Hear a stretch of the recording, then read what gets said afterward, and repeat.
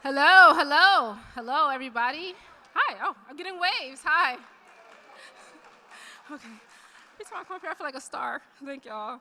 Um, we're going to get started with tonight's readings. Just a few announcements. Some of you who were here at 4 might have heard them already. There'll be an open mic following this. I still have the sign-up sheet here. If you would like to sign up, I'll give you 5 minutes at the start of open mic to fill it up. What happens normally is that a few people sign up in the beginning, and then everyone tries to sign up at the end. So if you miss your time and slot, I'm sorry. And the open mic will be right. I guess it's like a little opening to the left of this building. All right. Oh, if someone is missing this, it's wonderful. Oh, okay, this makes it easy.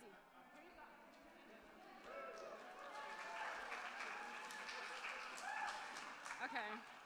Also, if you're doing a 7 a.m. hike tomorrow, they're meeting here at Gary Hall, but B, who's leading the hike, wants you to know that it is moderate to hard. So just keep that in mind. If you might have some knee issues, some hip issues, things like that. And I think last thing is 11 a.m. Pilates at French House. And you can either join us in person. We do have mats available. Also, you can do it from the comfort of your room because we will have a Zoom link. And then I just want to remind everyone for our readings, don't forget to introduce the next person who comes after you. All right, and I think that is it. And I am so excited to hear Venita Blackburn read. So, yay!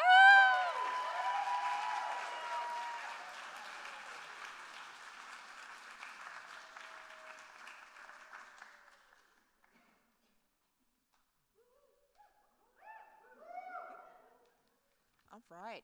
Well, thank you all for coming and sharing your energy and your space with me. And thank you, Leah, too, for your boss energy going on and inviting me back. So this is my third Swanee. So I was here as a fellow in 2018, and then first faculty gig last year. Oh, can you hear me? Turn the mic on. What's going on here? All right, good. Is this better? Oh, I can, yeah. All right, guys.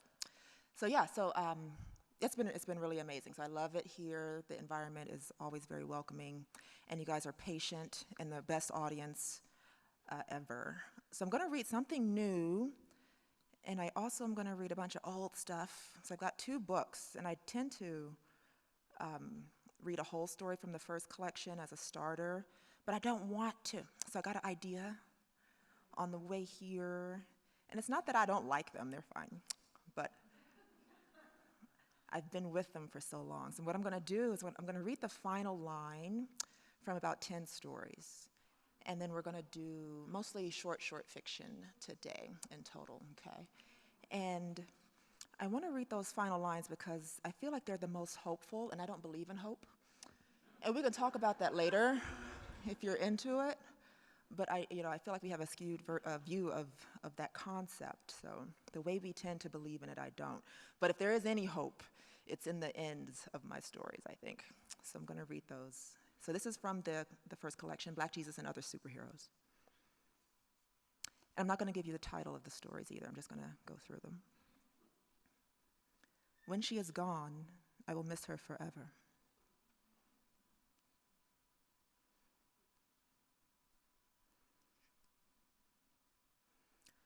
Flowers ushered Jonathan to the altar where Eddie waited, an elevated place for union and sacrifice, a flat rock where the afternoon sun is gentle and dogs refuse to bark. The half-sown seam between earth and sky is severed, and the rain makes all sleep.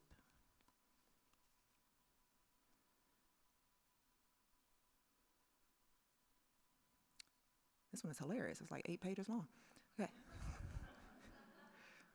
Esperanza smelled like old pennies and orange juice, leaned against the wall next to me, side by side before I saw her approach, both unwilling to speak, allowing me a few minutes off duty, away from the task, every chore assigned to me without my approval, affording a day of rest concentrated into a few breaths to think of love, which was never the problem, only the truth about more after love that must come, the unwinding of strings, threads busted, matted like dog fur on a blanket, rolling around on hot in a dryer, and undoing, big as death and divorce. Maybe love that blossoms then rots in seasons.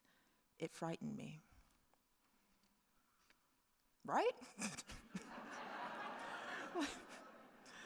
I'm like, what was that story about? I'll do a few more. My boy is gifted. When we weren't looking, someone we knew counted up the whole world, saw inside each bit, and it was nothing like we thought it would be.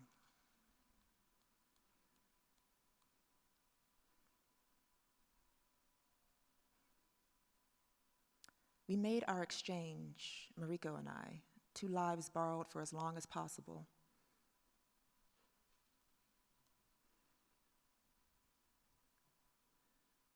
All right, do a couple more. Cool white gusts of carbonated air crushed together above their heads as each exhaled happily into nothing at all. Tomorrow he will try something different, tuck in deep and roll out smooth, cannonball style. All right, I'll stop there for Black Jesus. Okay. So I'm going to read mostly out of my second collection. This is from How to Wrestle a Girl. And I had to actually look at the title, like, what the heck is... So I'll read about 3, I think. And one I have never read ever out loud to an audience. So if I mess this up, and it's also a weird looking story, so I'll talk about it later. So if I mess it up, you gotta deal with it, you gotta deal. So the first one I'll read is Smoothies.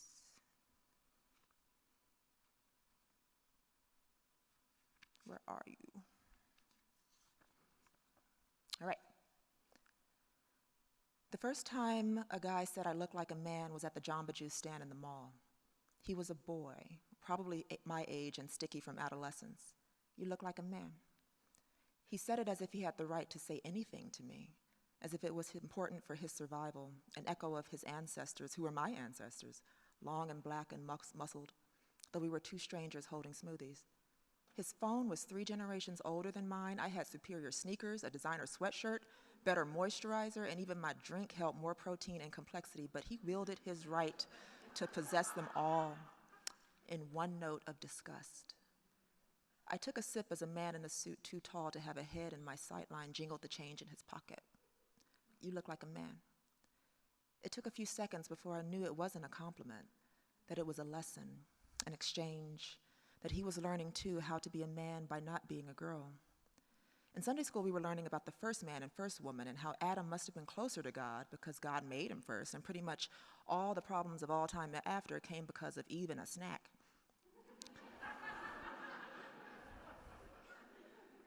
I chewed a hunk of ice that hadn't broken down properly, and a woman hit the headless suited man in the heel with her stroller. The boy could have said the words like he'd say hello, or nice to meet you, or where do you get that watch, or what a wonderful day it is to be upright and breathing here together. But he said them in a different way, the way we tell strangers your shoes are untied or you have toilet paper on your ass. He saw himself in me and felt ashamed. He saw himself in me and felt proud, but pride wasn't supposed to live inside of women, so he had to walk it back and cut its throat till the blood ringed around my neck. You look like a man. Years later, it would become, you eat like a man, you walk like a man, you sound like a man. My chromosomes had not yet been tested. My birth certificate says female, live birth, 7 pounds and 3 ounces. I didn't think I wanted to be loved by boys until that boy told me it was not possible. I don't remember what I looked like then just a few years ago, but I remember him, his dirty chucks, ashy corners of his mouth and dry scalp. Back then, I stared deeply at people the way children do, still curious. He existed. I didn't expect him to look back, though. Children are rarely seen, but I wasn't a child anymore and had not fully realized that. Now strangers could assert their judgments on my whole body, my whole story without permission. You look like a man. I was 3 sips into the smoothie before it hit. To be a woman seemed a terrible thing to have happen, and it happened at 3:54 on a Friday when I was 14 to the sound of a blender jolted to life. Women have to be small, give birth, wear makeup. I could see all the women, the court reporters, the accountants, psychics and secretaries, biologists and senators, important but nameless. with inconvenient hairstyles and morning routines. Men got to invent women over and over, one generation after another, by the grace of God. The woman's stroller spit out a toy from what must have been a child tucked inside. The mother cooed and then retrieved the toy and fed it back to the stroller. The mall was not a place to fall apart. It happened anyway. When I get hurt, usually the universe opens up a little, like a bullet through a watermelon. Things separate and scatter. It feels like this is how we really are all the time, and everything else is just pretend. We pretend to have legs and skin and penises and milk ducts. We pretend some skin looks one way while other skin is different. We pretend to have green eyes and brown eyes and yellow teeth and gray teeth, and the sky is blue to us in the day and black at night. We pretend lots of things that are only sort of true. When we are the sky and time and memory and the center of the earth and destiny and gods and gravity and salted oceans and children of the gods who ate their mothers and birthed the constellations and nebulas, and death are a myth, because everything goes into itself to begin again. There was fear and doubt on the boy's face when I finally turned away. The condemnation dissolved. I, a girl, would grow to be a better man than he and still be a woman. The sugar pooled like acid on my tongue when the feeling passed. All the other customers departed, and it was just us under the fluorescent lights together again. There seemed nothing left to prove, and a whole new point was born between us that we had not yet named. All right, smoothies.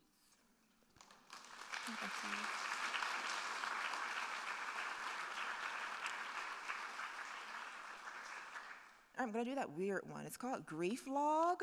Like I said, I don't know how to read it. So it's a grid. So it looks like this. And so what I'm going to do is whatever happens. So I'm going to read the title. So it's about a girl.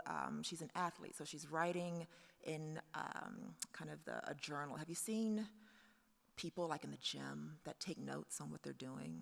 And it's weird. And you're like, what are you doing? And you're like... I'm like, is it really helping? And you're like, I don't think so. But they come from, this character comes from that kind of thing, of being a champion, of being good and documenting results and that kind of thing. So we're going to enter this one. So day one, exercise, funeral for daddy, sets, 3 locations, church, grave, house, wait. Whatever 2 whole buildings, 13 cars, a limousine, 70 people, 6 babies, and all their reasons way. Reps. 1 circle around the casket, 1 circle around the cemetery, 1 circle around the backyard, 9 circles from the kitchen to the living room. Goals. Cry, feel better. Execution. Mama doesn't cry. Everything hurts, everything splits open. Justify. Love doesn't look like that for us. Day 2. Exercise, auntie's visit, sets, 8 hugs, weight, 563 pounds of women. Reps, stand there and take it, arms to the side. Goals, feel better. Execution, feel better. Justify, the aunties smell like lavender and bacon. Exercise, pastor short visit, sets, 1 hug, weight, an elephant seal with a number 7 haircut, looking at a thing no one really believes in. Reps, once is enough. Goals, get him out. Execution, feel like throwing up. Justify, he tells me and T we're pretty like our mother. Exercise, house empties. Sets, the door opens and closes 11 times. Wait, nothing, just ghosts, alive and not. Reps, 8 pairs of legs, exit. Goals, sleep after a bath. Execution, T wakes me up to talk about pastor. Justify, pastor short is having sex with mama. Next day. Exercise, regional softball championship, sets, 1, weight the world, reps, 2 more chances before graduation, goals, win, execution, a not win, justify, distracted. Exercise, batter up, me, sets, 1 inning, weight the whole fucking team, reps, 1 swing, goals, home run, execution, my elbow crushed by a pitch, justify, looking at Esperanza instead of the ball. Exercise, meet medical professionals, sets, round of Percocet, weight, a few pills, an IV bag, reps, hopefully more and more and more. Goal, stop the pain. Execution, just before the medicine works, every atom of the nurse's head spills out like rice. Justify, remember Esperanza wishing me good luck. Next day. Surgery, sets, one single morning. Wait, a nightmare. Reps, only if there's an infection later. Goals, bionic arms, super strength, invincibility. Execution, grogginess, immobility. Justify, T pushed the morphine button every time I blinked. Next day. Exercise, meet the grief counselor one-on-one. Sets, 1. Wait, a thing I could have believed in. Reps, individual and group. Goals, 1, discuss grief log progress. 2, discuss possible obsessive-compulsive disorder. Execution, discuss college athletic scholarships and Title IX inequities. Justify, grief counselor is a lesbian. Exercise, meet grief counselor with Mama Auntie. Sets, 1, wait, sitting alone among non-believers. Reps, just twice before Mama called bullshit on therapy. Goals, 1, discuss pain management. 2, discuss Mama's new boyfriend. Execution, discuss dream about popping pimples. Justify, grief counselor is a dumbass. Next day. Exercise, Esperanza visits in hospital. Sets, 1, weight 129 pounds, black hair wet from a shower, 5'10" and growing. Reps, just the 1 so far. Goals, be cool, look strong. Execution, get wet. Justify, Esperanza's voice is soft like paper sliding against itself. Okay, last day. Exercise, go home from hospital. Sets, weight, reps. Goals, feel more comfortable, less cold, smell less blood and chemicals. Execution, smell the weed from Mama's room, the strangeness of another man's presence. Justify, there is less there now for me and more elsewhere. All right, that's grief log. That was weird. Okay.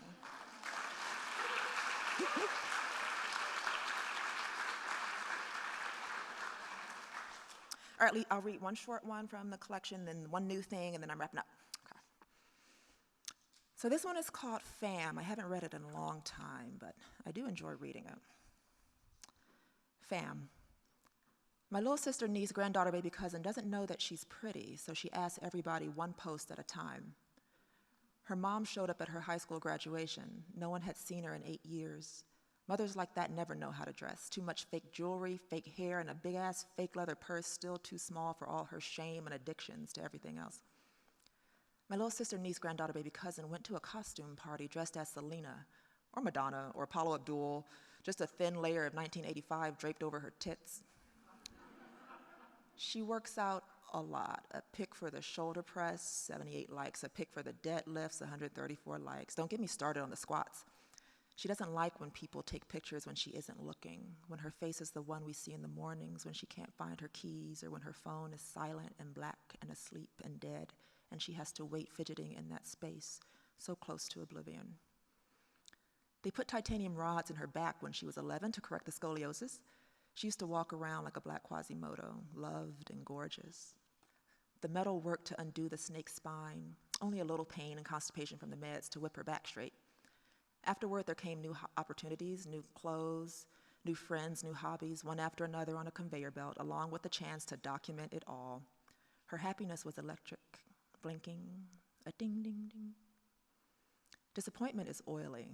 It has hair and musk and cracked lipstick. Her mother never spoke at the graduation, just faded away into the crowd per the court orders. They say scoliosis is common in obese girls. The weight on their bird-like skeletons is too much. My little sister, niece, granddaughter, baby cousin was popular. 117 hearts for feeding ice cream to a puppy. There are never enough hearts. Of course the monsters came, the trolls, the online bullies with their emoji fangs, shooting projectile venom of envy and disgust. We were afraid she would choke to death on the poison like the white girls on TV, hanging from closet doors, bleeding out into tubs. But my little sister, niece, granddaughter, baby cousin never even said, "Fuck you," just kept on. When your own mother punches you in the chest for reasons too small to see with the naked eye, the rest of the world has a hard time hurting you more. 64 LOLs for flipping off the president, 216 likes for a poolside bikini pose at sunset. She smiles into her phone, where smiles are brightest, in the light, the wires, the electricity of us who have become everything to her, because in the machine there is no blood, no bone, and no fat. Okay. right, that's the end of How to Wrestle a Girl, I think.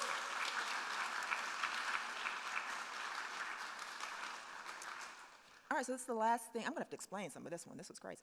So this is it's an excerpt. It's actually technically several excerpts from the longer thing I'm writing. And let me see how I can summarize this thing. So it's about a woman. She's, in her 30s. She's having the worst week of her life. Something horrible has happened. And she essentially has a psychotic breakdown because of it. And so her story ends up being surrendered to a different consciousness that just happens to be a bunch of lesbian assassins at the end of the world. So there you go, and you're welcome. And and somehow they're obsessed with murder and death and sex, but they're also fascinated by all elements of humanity, and they act more like librarians than assassins, but we'll just go from there. So the title for this excerpt is In the Clinic for Telling Lies in Order to Survive Pending Death. In the clinic for telling lies in order to survive pending death, enemies are varied and numerous. Enemies can be children, your own children, children of your children, dentists, wives, employers, presidents, boyfriends, parents, and taxi drivers. Enemies can be friends, close friends, rich friends with an inflated sense of self-worth measured out in taxable luxury goods. Enemies work against you at all times and charge a fee for their services. In the clinic for telling lies to avoid pending death, there is a small quiz on duties of a spinster aunt that involve periodic monetary affection and amusement park attendance, and meeting women in the local community for clandestine sexual encounters that morph into tumultuous long-term relationships. In the clinic for telling lies in order to survive pending death, we take classes on breathing techniques. The length of the breath is very important. 1 second too long can indicate sarcasm over thoughtfulness. 1 second too short and you seem to panic. Enemies eat panic. Those that pass the courses on telling lies in order to survive pending death graduate on to the physics of political warfare and step-parenting. In the clinic for telling lies to avoid pending death, there is a unit on living in good memories to dissociate from reality, as when we recall being 14 in the back seat of our father's Cadillac DeVille on the way to the Hollywood racetrack with our older brother in the front seat. Luther Vandross's So Amazing plays through the speakers. The seats are plush as a velvet sofa floating along the 105 freeway. Our father sings badly. Isn't it amazing? Then our brother sings badly. A love like this forever. There we are happy. There we are safe. And we are only ever there once. In the clinic for telling lies to avoid pending death, we are often bad mothers. As bad mothers, we instruct our children on the value of the truth, how often to spend it and how often to save it. The truth is something for private moments behind one's eyelids and not for authority figures that might call Child Protective Services. As bad mothers, we are periodically kind and funny. We tell jokes and make delicious junk food appear. Bath time is optional and cartoons are plentiful. When we are not kind or funny and are occasionally violent and steal from our children to support an assortment of vices, including muscle relaxers, Jack Daniels, low-quality boyfriends, and/or the casino, we are instructive. Our children store up the images of our many shapes and learn how to behave for self-preservation. They lie to teachers and police. When they speak to us and we cannot tell their lies from truth, we are proud and strike them hard for their skill. Our children are strong. Our children are cunning. Our children are dangerous. Our children live a long time if they survive us. In the clinic for telling lies to avoid pending death, we go on dates with beautiful women of notable success. The women are photographers, doulas, voice actors, cartoonists, professors, poets, former college athletes, and pet store managers. They are there to make us confess, to pull out our trauma and sully the promise of life unbothered by loneliness, abandonment, gambling addiction, and an inability to self-reflect. Their voices wash over us like salt. We want to cough up the sound of them. Our tongues go dry and watery all at once. We want to throw up. We work to remember that we are not in danger. We are on a date.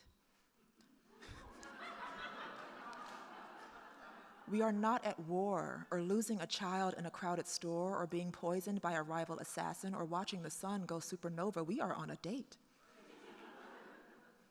We remember that people give us life. We remember that people are hard. We remember that without people we are alone and there is nothing after that. In the clinic for telling lies to avoid pending death, we are at a breakfast table, and we are 9 years old.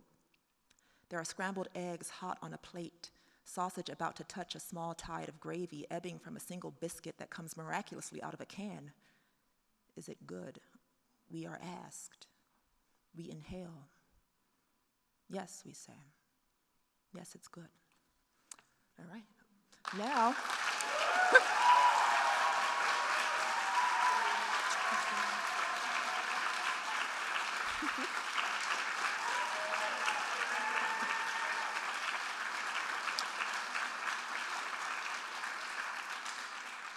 one more thing.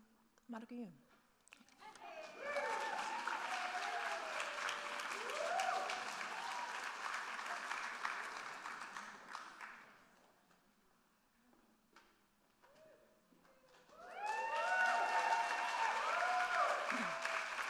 That's got to be my favorite intro ever. One more thing, Monica Youn, because it makes me be part of Venita's reading, which was awesome and which I totally want to be a part of. And actually, I was thinking, when she was doing that last line thing, my first book, when I was more self-indulgent, I had this poem in it that was similar. It was called Ending, and it was one line long, and you were supposed to read the line and then kind of extrapolate the story that it must have.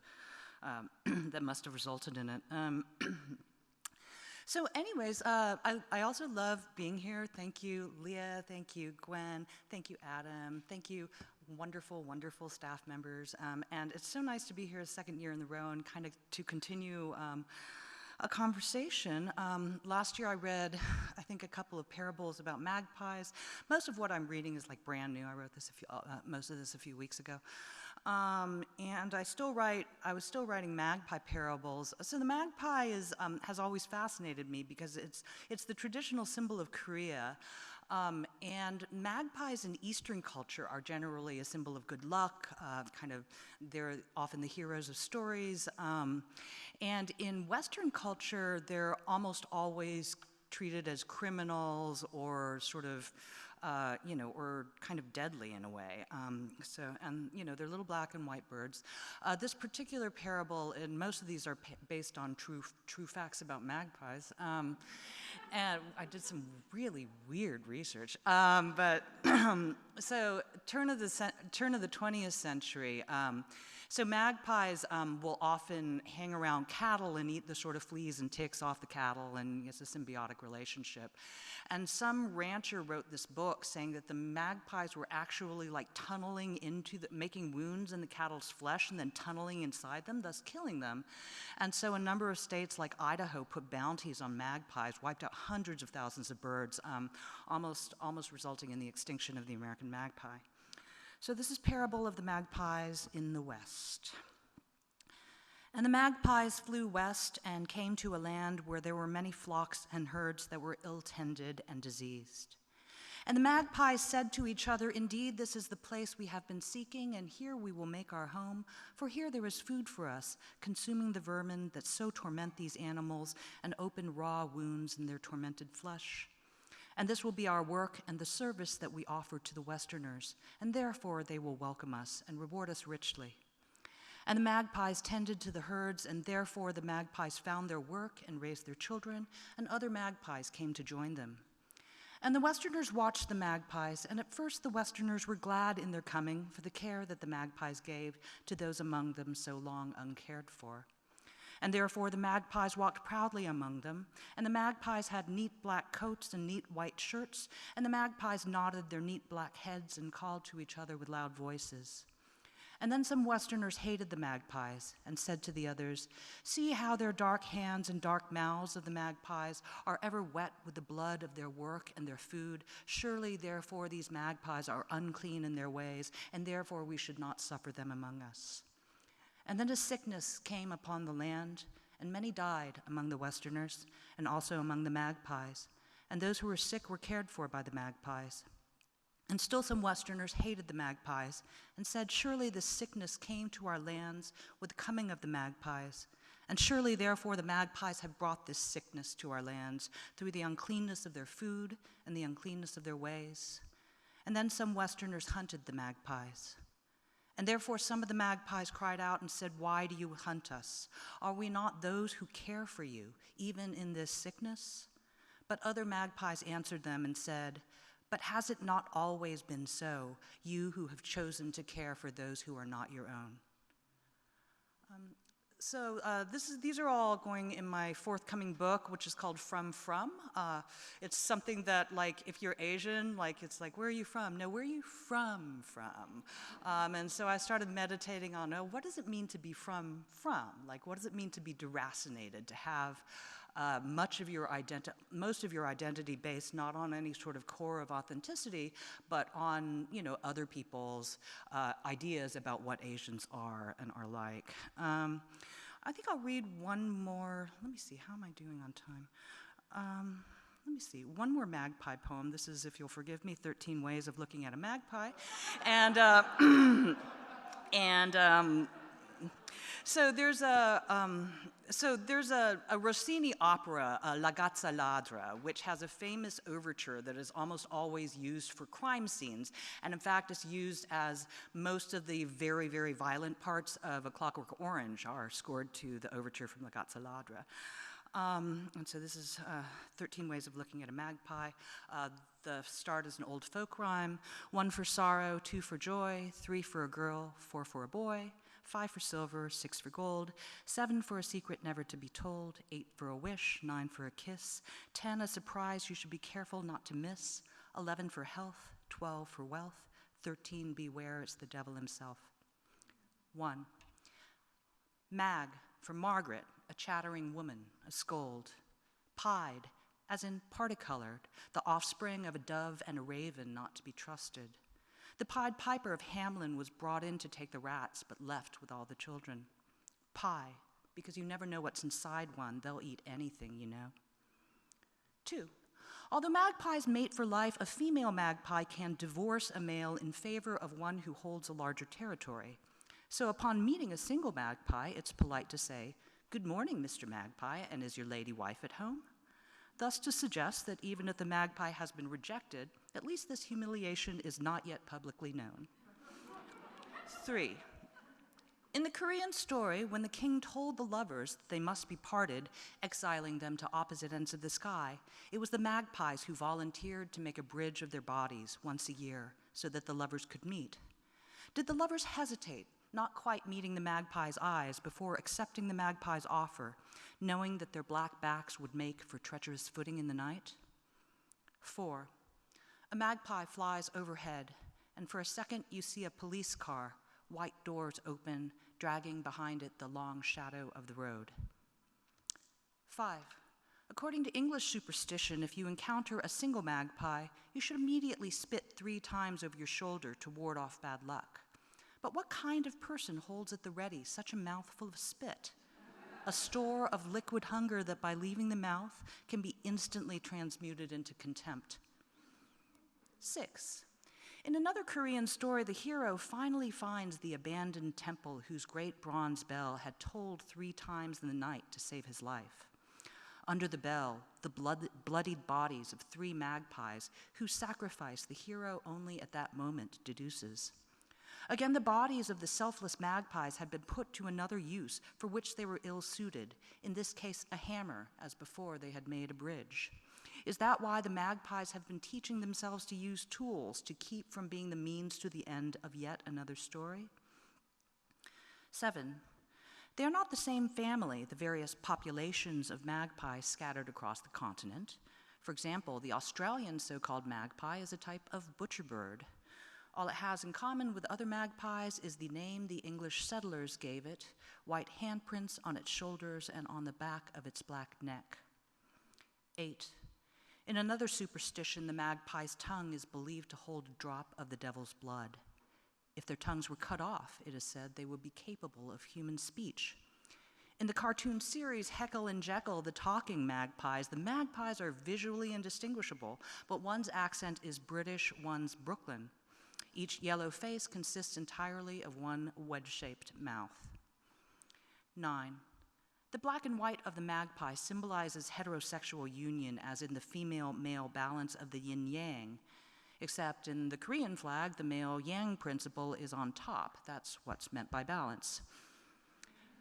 10, opportunistic is the word used to describe the feeding habits of magpies. Also, certain kinds of infection that are not the original infection. Opportunity, which once meant coming into harbor.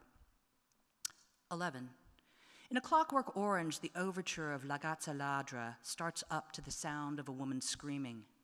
The camera pans down from a trompe-l'oeil balustrade to the Baroque proscenium of an abandoned theater, then to the woman being gang-raped on stage.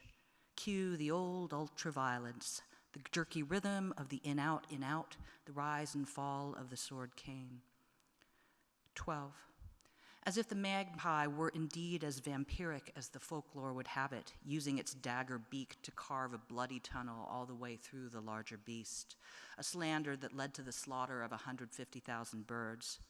The way some bodies seem to attract slander, the see-through skin of the fallen chick disappears under a shimmering blanket of ants.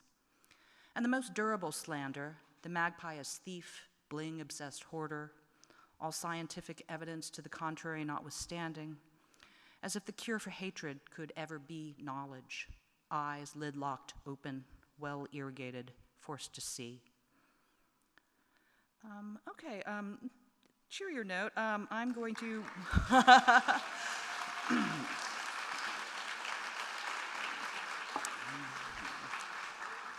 So this poem is an homage to our own Carl Phillips, who is skulking in the back row, and I wrote this after obsessively reading Then the War over and over and over again, and I'm trying to, I don't know, imitate is such a weird word, but I was influenced by some of his syntactical moves in that book.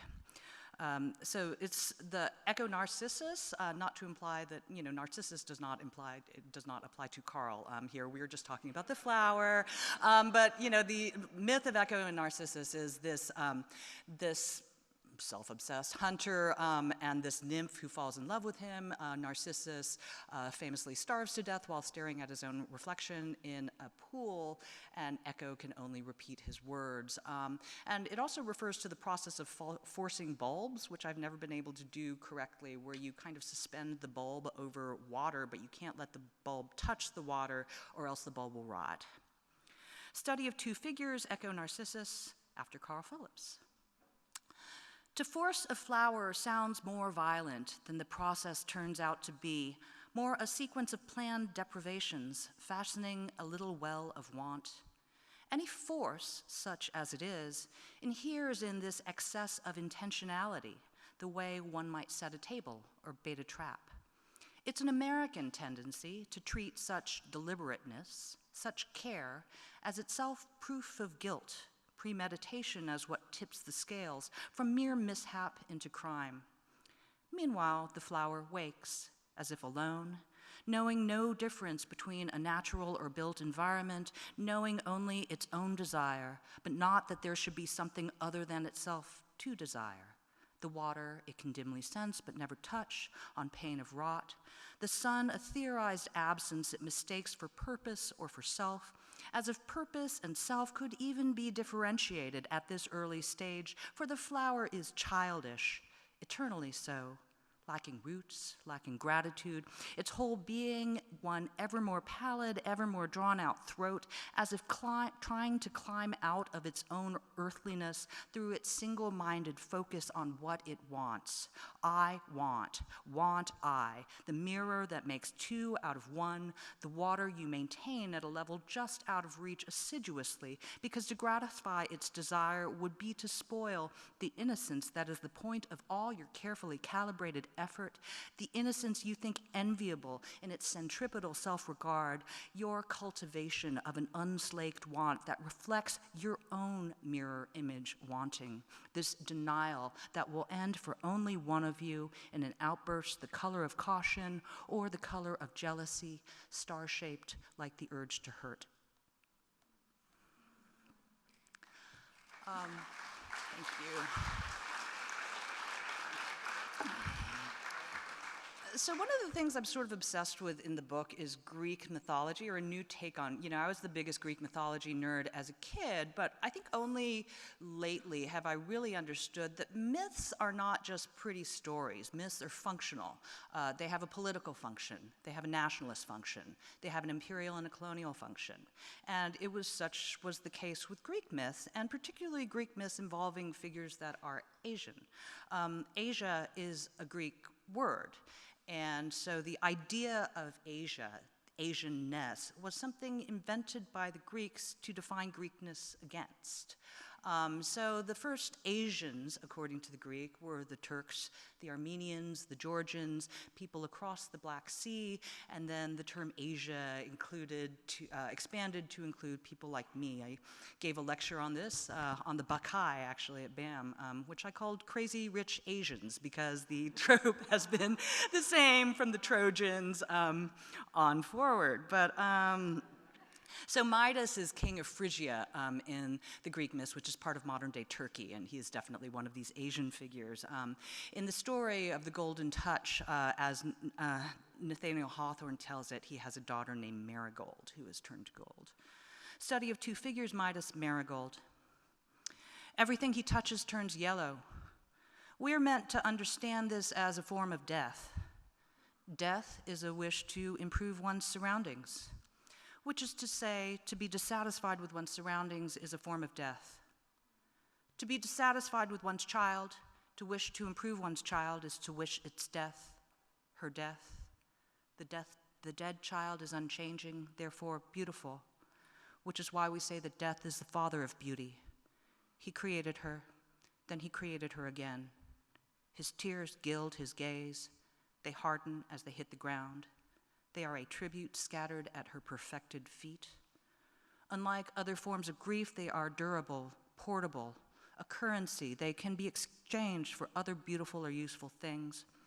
His weighty head lifts a sunflower at mid-morning. The air glitters with particulate light. He takes a deep breath in, aspiration. A nebula of gold stars swarms into his open mouth. Gold spangles the moving darknesses of his blood, his lungs. Even the rivers in this country pave their streets with gold.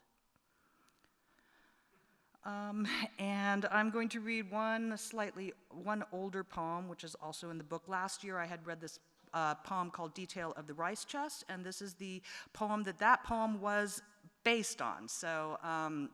So it feels like closing the circle to read this here. So this is based on two figures. One is Pasiphae, who those of you who are Greek mythology nerds might remember that she is the wife of King Minos of Crete. So white bull comes from the sea. Minos is supposed to sacrifice it. He doesn't sacrifice it. In punishment, the gods make Pasiphae fall in love with the bull. She asks the inventor Daedalus to make her a wooden cow. She crouches inside the cow, is impregnated by the bull, and gives birth to the Minotaur, who is then imprisoned in the labyrinth, which is also made by Daedalus. And Pasiphae is from Colchis. She's part of a family of witches and enchantresses who would have been understood as Asia. This family includes Circe, Medea, Phaedra, all of these taboo figures, these taboo sorceresses. And the other figure is Prince Sado from 18th century Korea. He's the crown prince of Korea. Those of you who remember my reading last year will already know this backstory. He's crown prince. He has a son. At some point, he goes homicidally insane. He rapes and kills about 100 people. Because he's the crown prince, there's not much anyone can do about the situation. Even his father is constrained in that if he kills Sado or has him declared a criminal, then that will taint the succession, and the grandson, the only heir, will also be disinherited. There will be no heir. And the same obtains if Sado kills himself, if he's declared insane, etc. All of these will taint the succession. So what he does is he asks Sado to appear before him on a hot July day, and much like this one, and he asked for a rice chest to be brought. A rice chest is a box. It's about 4 foot by 4 foot by 3 foot. It holds rice. He asks Sado to get inside the box. Sado does. King has the box closed, eventually bound with ropes, strewn with grass, and about 8 days later, Sado dies. Study of two figures, Pasiphae, Sado. One figure is female, the other is male. Both are contained. One figure is mythical, the other historical. To the extent that one can be said to have existed at all, they occupy different millennia, different continents. But to the extent that one can be said to have existed at all, both figures are considered Asian, one from Colchis, one from Korea. To mention the Asianness of the figures creates a racial marker in the poem. This means that the poem can no longer pass as a white poem, that different people can be expected to read the poem, that they can be expected to read the poem in different ways. To mention the Asianness of the figures is also to mention by implication the Asianness of the poet. Revealing the racial marker in a poem is like revealing a gun in a story or like revealing a nipple in a dance. After such a revelation, the poem is about race, the story is about the gun, the dance is about the body of the dancer. It is no longer considered a dance at all and is subject to regulation. Topics that have this gravitational quality of aboutness are known as hot button topics, such as race, violence, or sex. Hot button is a marketing term popularized by Walter Kitchell III in a September 1978 issue of Fortune magazine. The term evokes laboratory animals and refers to consumer desires that need to be slaked. The term hot button suggests not only the slaking of such desires, but also a shock or punishment for having acted on such desires, a deterrent to further actions pursuing such desires, and by extension, a deterrent to desire itself. Violence and sex are examples of desires and can be satisfied, punished, and deterred. Race is not usually considered an example of desire. Both the female and the male figures are able to articulate their desires with an unusual degree of candor and specificity. Both are responsible for many sexual deaths. The male figure says, "When anger grips me, I cannot contain myself. Only after I kill something, a person, perhaps an animal, even a chicken, can I calm down. I am sad your majesty does not love me and terrified when you criticize me. All this turns to anger." Your Majesty here refers to the king, his father.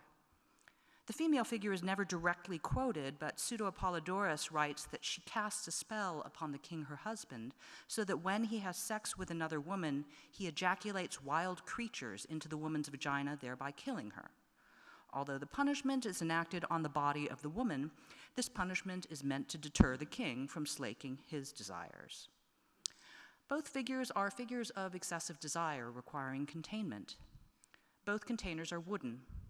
Both containers are camouflaged with a soft, yielding substance, one with grass, one with fur. Both containers are ingenious solutions to seemingly intractable problems. One problem is political, one problem is sexual. They are both the same problem. They have the same solution. The male figure waits in the container for death to come. He waits for 8 days. His son will live. This ensures the succession, the frictionless transfer of power. The female figure waits in the container for the generation of a life. We do not know how long she waits. Her son will die after waiting in his own wooden container. This ensures the succession, the frictionless transfer of power. There are many artistic representations of both containers.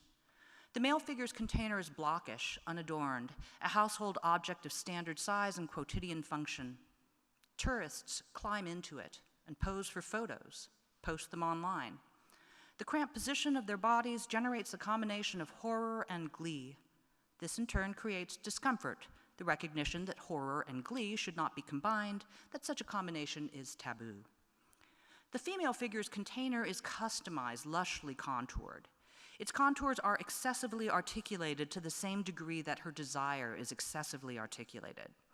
Artists depict the container in cutaway view, revealing the female figure within, awaiting the wild creature. The abject position of the female figure on all fours, pressing her genitalia back against the hollow cow's genitalia, generates a combination of lust and revenge. This in turn creates discomfort, the recognition that lust and revenge should not be combined, that wild creatures and female figures should not be combined, that these combinations are taboo. The tourist can climb into the rice chest. The tourist can pose for a photo in the rice chest, then the tourist can climb out of the rice chest and walk away. The artist can look into the hollow cow. The artist can render the contours of the hollow cow the contours of the female figure. Then the artist can walk away. Both containers allow the tourist and artist to touch the hot button, the taboo. The desire and the discomfort remain contained. Both containers allow the tourist and the artist to walk away. The male and female figures remain contained. Neither container, the rice chest, the hollow cow, appear to have any necessary connection to race. To mention race, where it is not necessary to mention race, is taboo. I have not mentioned the race of the tourist or the artist. The tourist and the artist are allowed to pass for white. The tourist and the artist are not contained. I have already mentioned the race of the poet, but to the extent that the poet is not contained, the poet is allowed to pass for white. I have already mentioned the race of the male and female figure. The male and female figures are contained. The rice chest and the hollow cow are containers. The rice chest and the hollow cow are not the only containers in this poem. Caucasus and Korea are containers in this poem. Asianness is a container in this poem. Race is a container in this poem. Each of these containers contains desire and its satisfaction. Each of these containers contains discomfort and deterrence. Each of these containers contains a hot button, a taboo. The tourist and the artist can enter each of these containers. The tourist and the artist can touch the hot button and walk away. Each of these containers separates the slaking of desire from the punishment of desire. Each of these containers is an ingenious solution to a seemingly intractable problem. They are the same problem. They have the same solution. Each of these containers ensures the frictionless transfer of power. Each of these containers holds a male or female figure. The name of the male figure can be translated as "think of me in sadness." The name of the female figure can be translated as "I shine for all of you." Thank you.